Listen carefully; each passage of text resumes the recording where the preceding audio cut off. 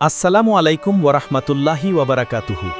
বন্ধুরা, আজ আমি আপনাদের বলবো এক গুরুত্বপূর্ণ কথা। হতাশ হবেন না। জীবন আমাদের প্রতিদিন চ্যালেঞ্জ দেয়।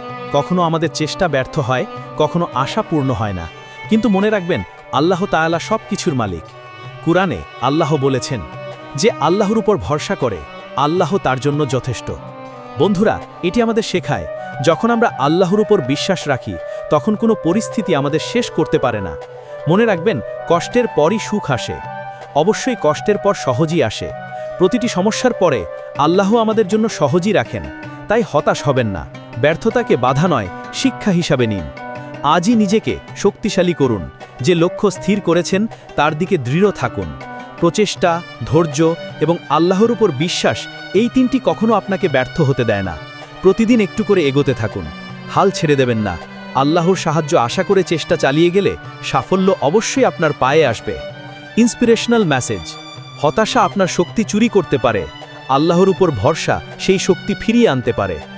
বন্ধুরা, যদি ভিডিওটি ভালো লেগেছে তাহলে আমাদের চ্যানেলটি সাবস্ক্রাইব করে দিন, লাইক ও শেয়ার করতে ভুলবেন না। আল্লাহ আপনাদের জীবনকে সহজ ও সফল করুন।